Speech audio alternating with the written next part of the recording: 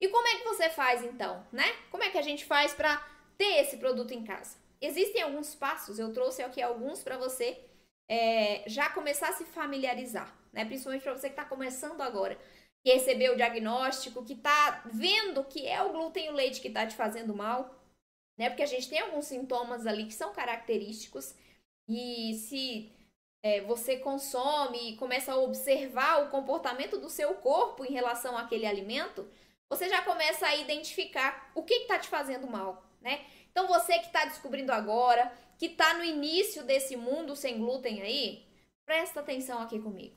Esses são alguns dos passos, tá? Algumas coisas que vocês precisam saber. Existem mais coisas? Sim, existem mais coisas. Não vou te enganar, existem sim. Mas a partir do momento que você entende o que eu vou te falar aqui, vai ficar muito mais claro o que você tem que fazer, como você tem que fazer, tá? Então bora lá. Primeira coisa que vocês precisam para fazer do jeito certo. Vou escrever aqui.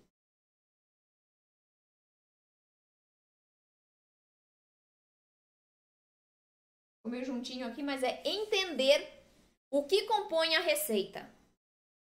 Você precisa entender que a gordura, ela tá ali por algum objetivo. Ah, não, é porque tradicionalmente coloca-se gordura nos pães e nos bolos. Não é isso, não. Não é porque minha mãe faz assim, eu vou fazer também. Não. Tem um fundamento. Tem um porquê. E é esse porquê que você precisa entender.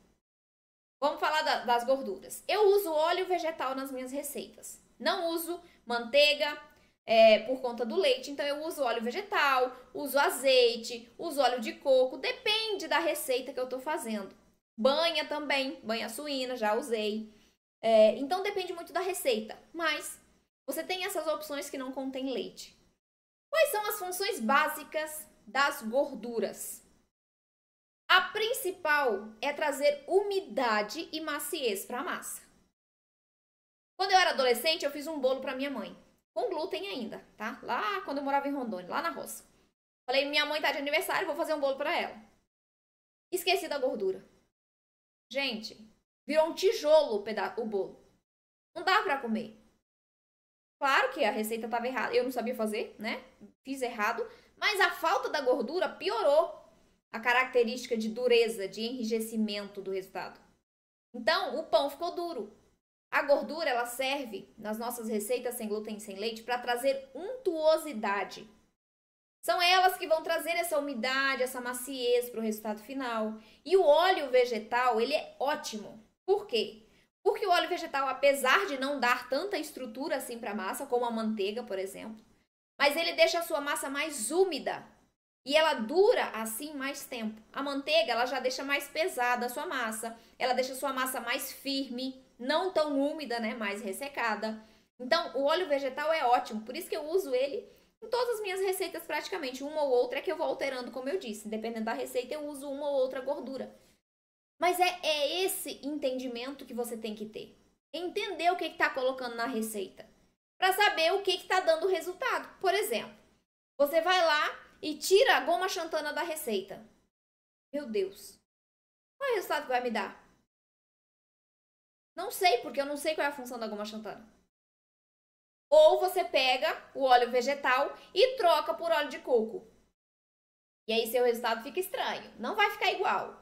Por quê? Porque são funções, apesar de ser a mesma função, a diferença está na composição do óleo. Então, o óleo vegetal, ele vai deixar uma certa untuosidade, um aspecto gorduroso diferente do óleo de coco.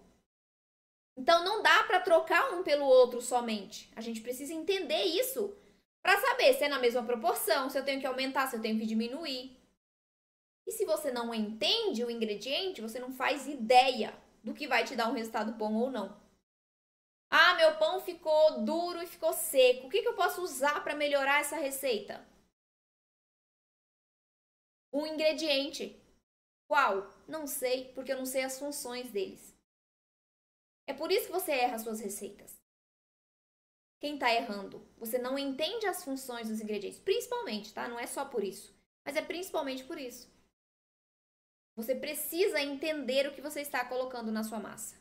Então, o primeiro é entender a receita, entender a massa, entender os ingredientes, para poder acertar esse resultado. Acertar esse ponto da massa, que é diferente do ponto da massa com glúten.